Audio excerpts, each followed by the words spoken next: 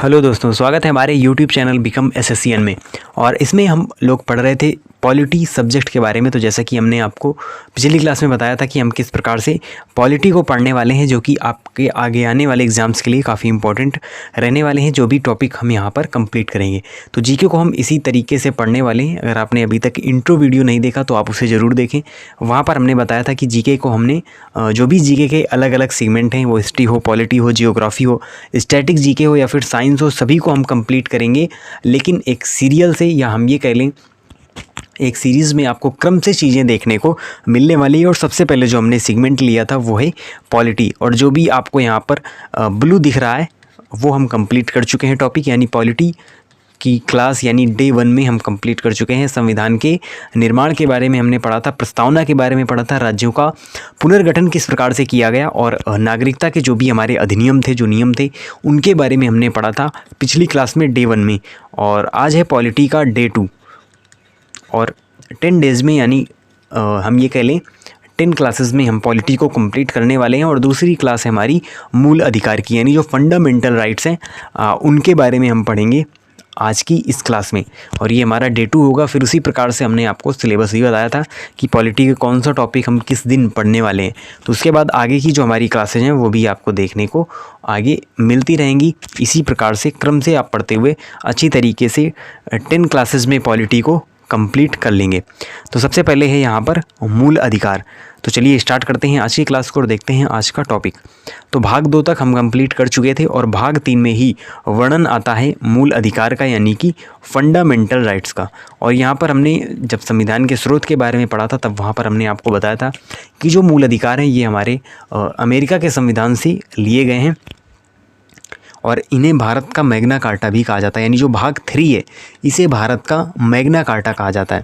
और उसके बाद मूल रूप से अगर हम बात करें तो मूल रूप से 7 मूल अधिकार थे, यानी संविधान में जो हमारा मूल संविधान था उसमें 7 मूल अधिकार दिए गए थे। और वर्तमान में अगर हम बात करें तो वर्तमान में हमारे केवल 6 मूल अधिकार बचे हैं। और एक जो हमारा मूल अधिकार था वो अब मूल अधिकार से हटकर कानूनी अधिकार बन गया है और उसे भी आगे हम पढ़ने वाले हैं। वो बेसिकली हमारा संपत्ति का अधिकार है, जो कि मूल अधिकार से हटकर अब एक कानूनी अधिकार बन चुका है। तो वर्तमान में अगर इनकी संख्या पूछी जाए तो 6 मूल अधिकार प्राप्त हैं भारत के हर एक नागरिक को। और मूल अधिकारों की जो मांग है कब की गई थी? ये की गई थी कराची के अधिवेशन में। तो ये भी जो एक पॉइंट है आपको याद रखना है। कराची अधिवेशन में यानी 1931 में ही मूल अधिकारों की मांग की गई थी। लेकिन तब अंग्रेज शासन हुआ करता था और 1947 में हमारा भारत आज़ाद हुआ।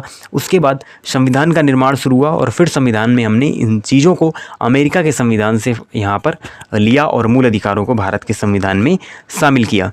और इसमें जो हमारे आर्टिकल आते हैं, यानी कितने आर्टिकल यहाँ पर आते हैं, तो आर्टिकल 12 से 35 यानी आर्टिकल 12 से 35 तक जो भी हमारे अनुच्छेद हैं, जो भी आर्टिकल हैं, ये सभी मूल अधिकार से ही रिलेटेड हैं। और बहुत ही ज़्यादा क्वेश्चन हर एक एग्ज़ाम में पूछा जाता है। पॉलिटी में अगर हम बात करें तो बहुत ही मोस्ट इंपॉर्टेंट टॉपिक है हमारा मूल अधिकार का। तो हर एक आर्टिकल, जो भी 12 से 35 आर्टिकल तक, अगर हम 3 से 4 आर्टिकल को छोड़ें तो सभी आर्टिकल हमारे लिए बहुत ही ज़्यादा इम्पॉर्टेंट हैं और सभी के बारे में हम डिटेल में पढ़ने वाले भी हैं।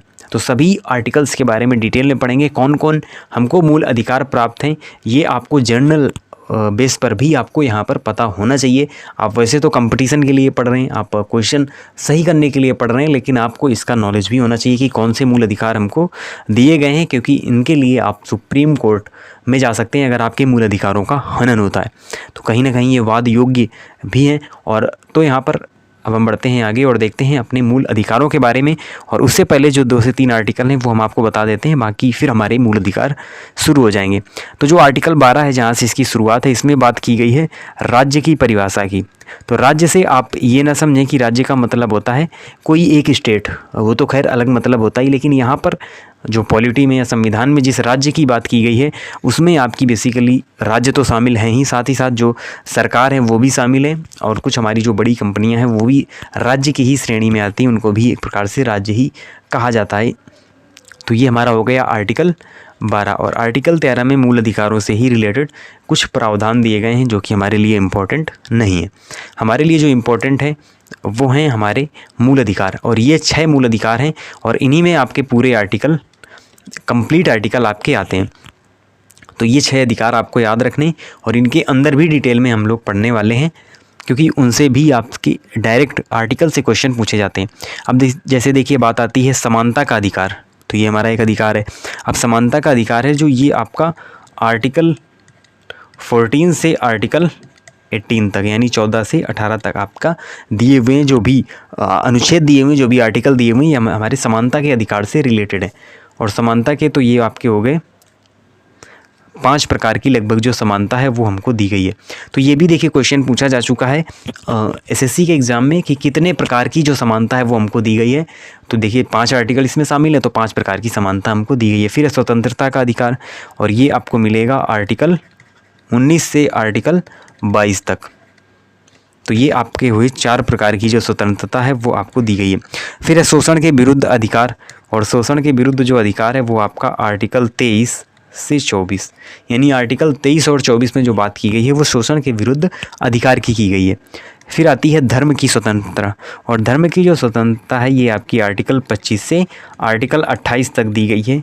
धर्म से संबंधित जो हमको मूल अधिकार दिए गए हैं, जो स्वतंत्रता दी गई है, उसकी बात आपकी आर्टिकल 25 से आर्टिकल 28 में की गई है। फिर है संस्कृति और शिक्षा संबंधी अधिकार, और ये आपके दिए गए हैं आर्टिकल 29 से आर्टिकल 30, यानी आर्टिकल 29 और आर्टिकल 30 में जो अनुच्छेद 29 अनुच्छेद 30 है उसमें संस्कृति और शिक्षा संबंधी प्रावधान दिए गए हैं। फिर आता है संवैधानिक उपचारों का अधिकार, और ये आपका दिया गया है अनुच्छेद 32 में। तो 32 ये हमारे हो गए। उसके बाद 33 से 34 से 35 से इसमें भी आपके कुछ प्रावधान दिए गए हैं, लेकिन ये आपके लिए सबसे ज़्यादा मोस्ट इम्पॉर्टेंट रहने वाले हैं। ये 6 मूल अधिकार और इनके जो भी आर्टिकल्स हैं सभी के बारे में पढ़ेंगे, यानी 14 to 32 जो आपके आर्टिकल हैं बहुत ही ज़्यादा इम्पॉर्टेंट हैं, और सभी हर एक आर्टिकल के बारे में हम क्रम से और डिटेल में पढ़ने वाले हैं, और इनको आपको हमेशा याद रखना है क्योंकि इनसे बहुत सारे क्वेश्चन आपको देखने को मिलने वाले हैं। तो चलिए अब एक तरफ से स्टार्ट करते हैं और जो भी आर्टिकल्स हैं उनके बारे में पढ़ते हैं।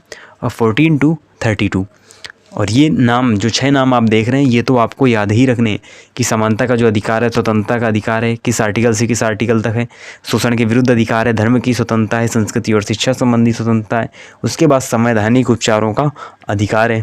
तो इन सभी के बारे में आपको याद रखना ही है।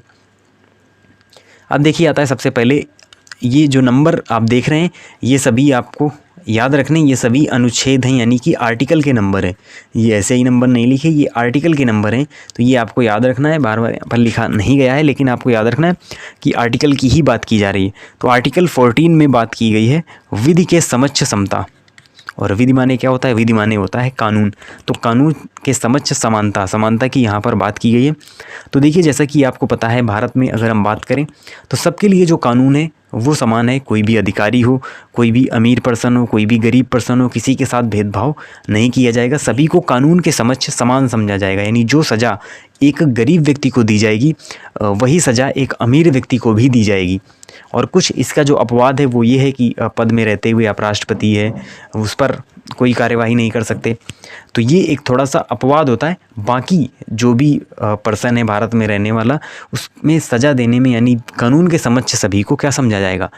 एक समान समझा जाएगा। उनको कुछ भी स्पेशल यानी नहीं दिया जाएगा। अगर कोई अमीर व्यक्ति है, कोई गरीब व्यक्ति है, सभी को कानून में समान सज़ा का प्रावधान किया गया है। फिर आता है आर्टिकल 15, और इस पर एक मूवी भी बन चुकी है। तो आर्टिकल 15 क्या है? धर्म, मूल वंश, जाति, लिंग या जन्म स्थान के आधार पर भेदभाव का निषेध। यानी आप किसी से धर्म, मूल वंश, जाति, लिंग या जन्म स्थान के आधार पर भेदभाव नहीं कर सकते। तो ये एक यहाँ पर मूल अधिकार है। और जैसा कि हम पहले देखते थे काफ़ी जो छुआछूत था या फिर भेदभाव है वो देखने को मिलता था। लोअर कास्ट का अपर कास्ट जो था वो लोअर कास्ट के साथ भेदभाव करता था, लेकिन अब ऐसा कुछ भी नहीं है क्योंकि ये उसका मूल अधिकार है और इसके लिए सुप्रीम कोर्ट वो जा सकता है। तो सज़ा का भी प्रावधान यहाँ पर किया गया है कि आप किसी के साथ भेदभाव नहीं कर सकते।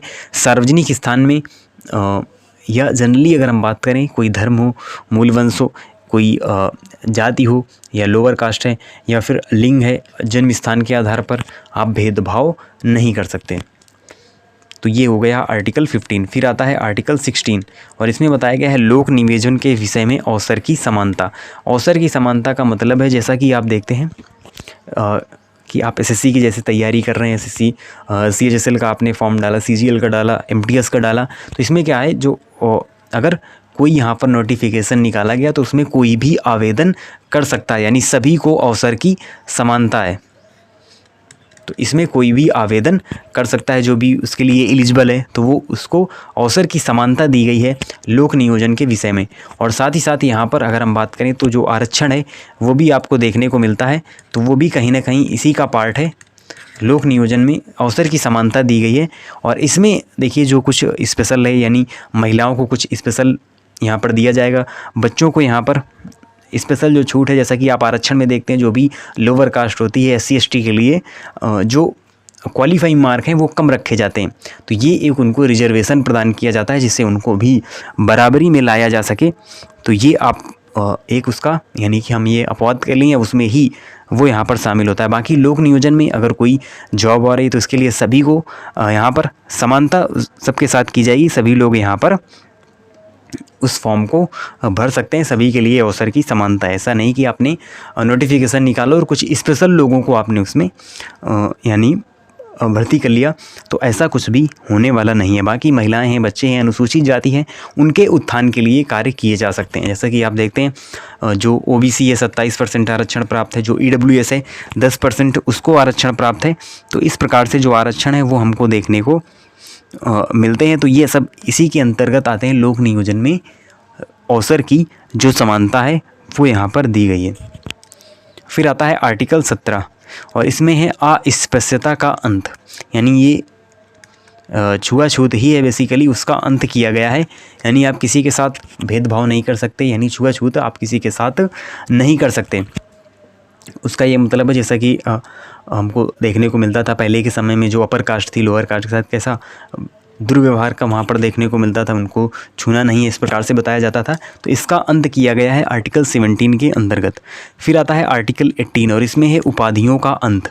इसका क्या मतलब है, तो उपाधियों का अंत का यहाँ पर मतलब है कोई भी उपाधि यहाँ पर धारण नहीं की जा सकती। अगर किसी विदेश के द्वारा किसी भारत के नागरिक को कोई उपाधि दी जाती है तो वो उस उपाधि का उपयोग नहीं कर सकता। जैसे कि पहले उपाधि दी जाती थी, सर की उपाधि दी गई, यानी आगे सर लगा होता था, लॉर्ड लगा होता था। जैसे कि आपने वायसराय में पढ़ा होगा, जो भी हमारे वायसराय थे, गवर्नर जनरल रहे भारत में, उनमें लॉर्ड आगे लगा होता था, जो कि एक उपाधि थी, जैसे सर की उपाधि है। तो इनका क्या किया गया, इनका अंत किया गया यहाँ पर कि कोई भी उपाधि धारण नहीं करेगा। सभी जो व्यक्ति हैं वो क्या होंगे, वो यहाँ पर बराबर होंगे। तो इस प्रकार का वहाँ पर किया गया। फिर आता है आगे अगर हम बात करें तो उपाधियों में अब आप कहेंगे कि सर भारत रत्न है, पद्मश्री है, ये तो दिए जाते हैं। देखिए इनको सुप्रीम कोर्ट ने क्या माना है, इनको पुरस्कार माना गया है। ये कोई उपाधि नहीं है बल्कि ये एक सम्मान है। जैसे कि आप गैलेंट्री अवार्ड्स देखते हैं जो हमारे सेना में अवार्ड दिए जाते हैं, तो ये पुरस्कार होते हैं, लेकिन आप इनका यूज अपने नाम के साथ नहीं कर सकते। जैसे मान लीजिए सचिन तेंदुलकर को मान के लीजिए उनको दिया ही गया है, भारत रत्न से सम्मानित किया गया है, लेकिन ऐसा नहीं कि सचिन तेंदुलकर अपने नाम के साथ ये लगाएं कि भारत रत्न सचिन तेंदुलकर। आप इन नामों का यूज नहीं कर सकते, इन नामों का यूज करने में मनाही है। बाकी आपको ये एज ए पुरस्कार, आपको सम्मान के रूप में ये जो पुरस्कार हैं वो दिए जा सकते हैं। जैसे भारत रत्न है, पद्मश्री है, पद्म भूषण है, दिए जाते हैं हर साल। गैलेंट्री अवार्ड्स हैं, हमारे परमवीर चक्र है, अशोक चक्र है, शौर्य चक्र है, ये सभी दिए जाते हैं। तो ये एज अ अवार्ड आपको दिए जाते हैं, पुरस्कार के रूप में दिए जाते हैं। ये कोई उपाधि नहीं है जिसका आप यूज करें, तो ये बात आपको याद रखनी है। फिर आता है आर्टिकल 19 और आर्टिकल 19 में दिया गया है अभिव्यक्ति की आज़ादी। अभिव्यक्ति की आज़ादी का क्या मतलब है, यानी आपको कुछ भी बोलने की आज़ादी दी गई है। आप देखते हैं भारत में सभी आप सरकार की प्रशंसा भी कर सकते हैं, सरकार की आप क्रिटिसाइज़ भी कर सकते हैं, बुराई भी कर सकते हैं, तो उसकी भी आपकी आज़ादी है। लेकिन इसकी कुछ लिमिटेशन है कि आप वहाँ तक बोल सकते हैं कि जिससे आप ऐसा ना हो कि देश के खिलाफ बोलें, तो वो आपका राष्ट्रद्रोह में शामिल हो जाएगा। तो इस वजह से आपको अभिव्यक्ति की आज़ादी दी गई है, यानी कि आपको बोलने की आज़ादी है। लेकिन आप बोल सकते हैं, कोई योजना है उसको आप क्रिटिसाइज़ कर सकते हैं, आप पक्ष विपक्ष बोल सकते हैं किसी भी टॉपिक का, लेकिन आप ऐसा नहीं कि आप यानी जिससे दूसरे को हानि ना हो, मान हानि यहाँ पर ना हो दूसरे को, और राष्ट्र द्रोह से भी आप बचे रहें, राष्ट्र के खिलाफ ना बोलें, अपने राष्ट्र के साथ रहें। तो उस प्रकार की जो अभिव्यक्ति की आज़ादी है वो यहाँ पर दी गई है आर्टिकल 19 में।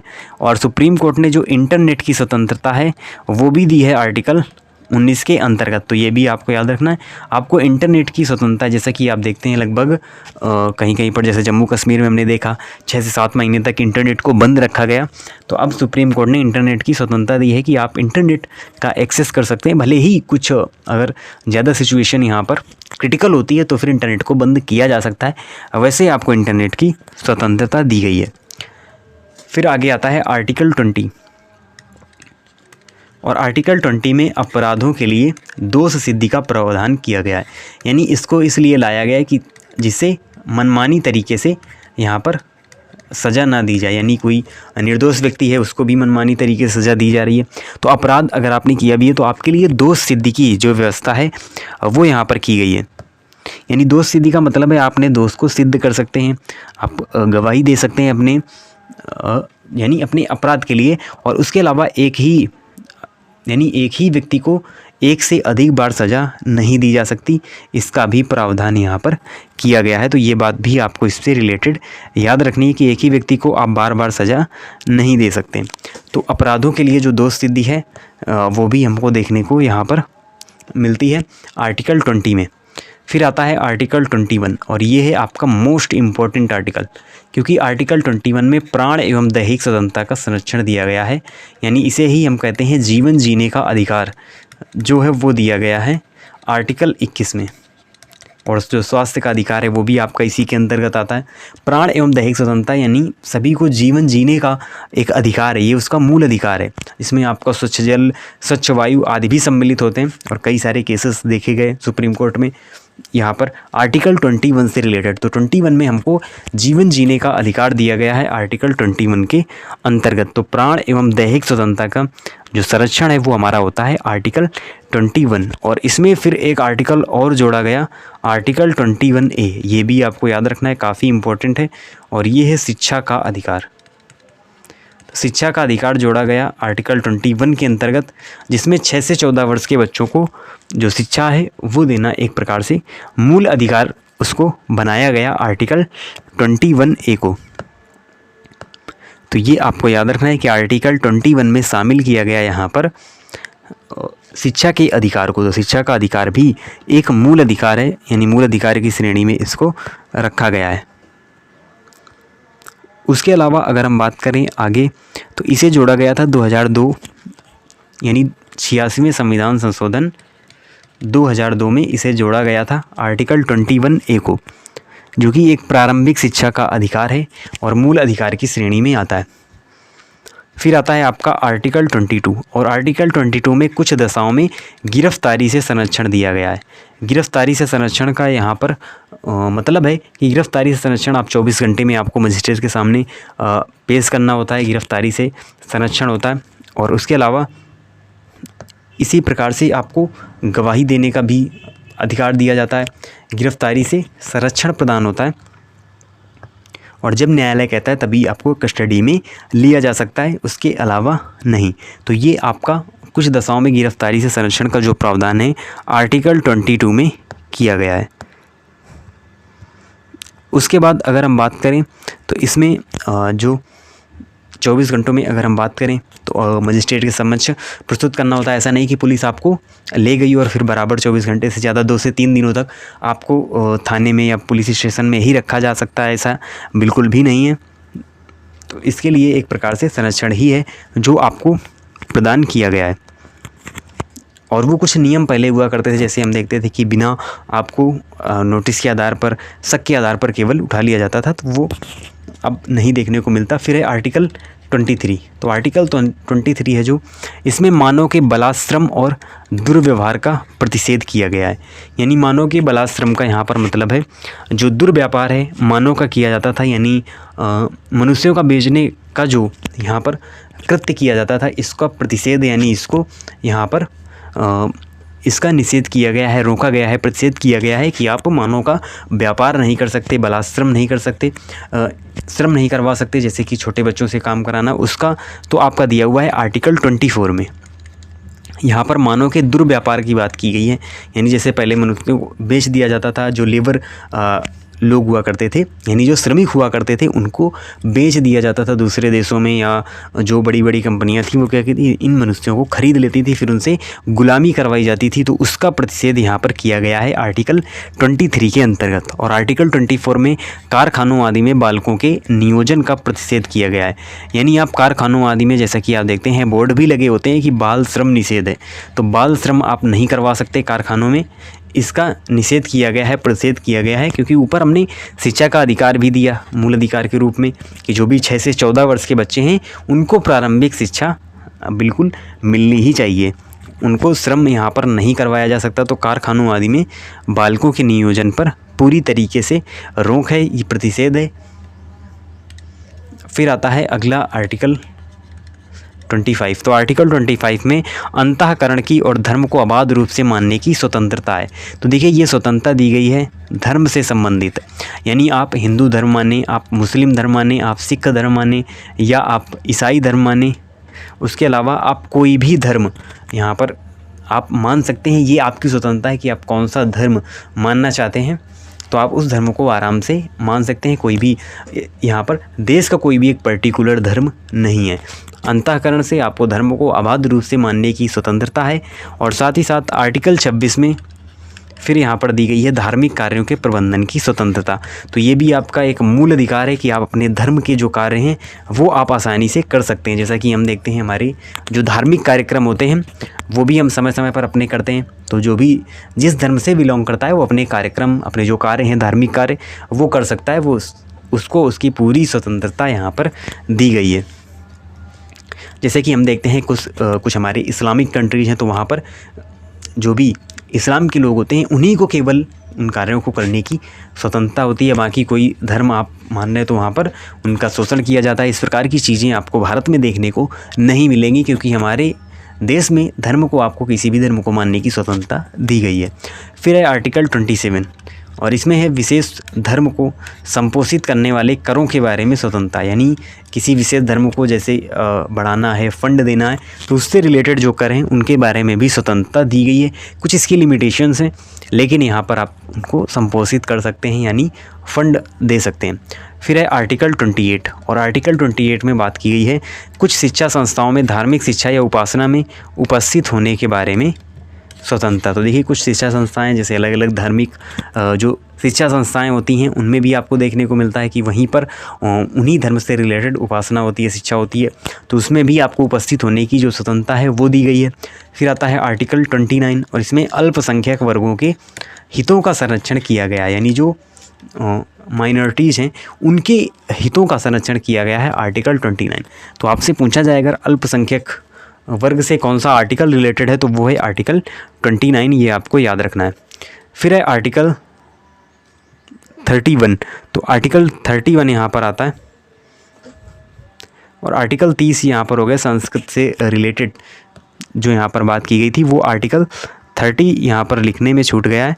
लेकिन अगर हम बात करें तो आर्टिकल 30 में आपका दिया गया है शिक्षा संस्थाओं की स्थापना एवं अल्पसंख्यक वर्गों का अधिकार, यानी 30 यहाँ पर छूट गया है आर्टिकल।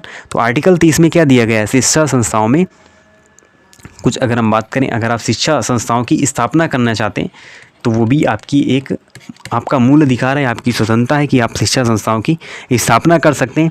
और अल्पसंख्यक वर्गों का ये एक क्या है, अधिकार है। तो ये आपका आर्टिकल 30 हो गया। फिर आता है आर्टिकल 31 जो कि आपका एक कानूनी अधिकार है। और जैसा कि हमने आपको पहले बताया था कि मूल रूप से संख्या 7 हुआ करती थी, लेकिन अब 7 ना होकर ये संख्या 6 है, क्योंकि जो आर्टिकल 31 है संपत्ति का जो अधिकार है, संपत्ति का अनिवार्य अर्जन, यहाँ पर जो संपत्ति का अधिकार हुआ करता था इसको क्या है, इसको हटा दिया गया था और इसे बना दिया गया था मूल अधिकार से कानूनी अधिकार। तो वर्तमान में ये क्या है, जो संपत्ति का अधिकार है वर्तमान में ये एक कानूनी अधिकार है। और इसकी अगर हम बात करें तो कब इसे हटाया गया था, तो इसे 44वें संविधान संशोधन 1978 में मूल अधिकार से हटाकर कानूनी अधिकार बनाया गया था। और अब ये आपको मिलेगा आर्टिकल 300 का में। तो 300 का में इसको जोड़ दिया गया, तभी आपको आर्टिकल 31 मूल अधिकार में देखने को नहीं मिलेगा। लेकिन पहले ये हुआ करता था, आर्टिकल 31 हुआ करता था जो कि संपत्ति का अधिकार होता था और मूल रूप से ये मूल अधिकार होता था। लेकिन वर्तमान में ये एक कानूनी अधिकार है जो कि आपको आर्टिकल 300 के का में देखने को मिलेगा।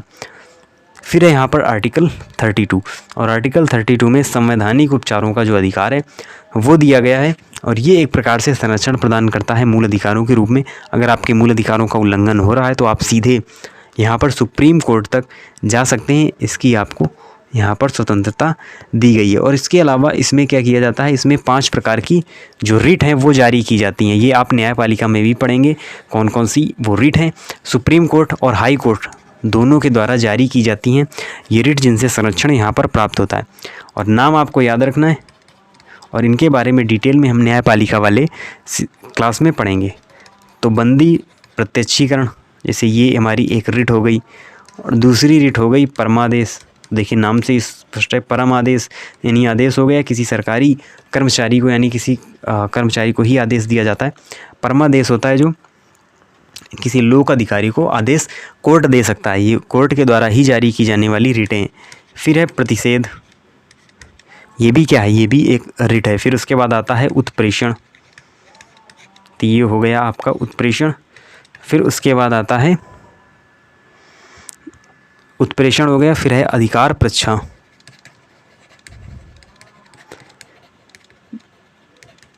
तो ये 5 रिटों के नाम हैं जो कि संवैधानिक उपचारों के अधिकार यानी आर्टिकल 32 के अंतर्गत जारी की जाती हैं। तो बंदी प्रत्यक्षीकरण हो गया, परमादेश हो गया, प्रतिषेध हो गया, उत्प्रेषण हो गया और अधिकार परीक्षा हो गया। तो ये आपकी 5 प्रकार की रिट हैं जो जारी की जाती हैं आर्टिकल 32 के अंतर्गत। और आर्टिकल 226 के द्वारा हाई कोर्ट के द्वारा भी ये रिटें जारी की जाती हैं।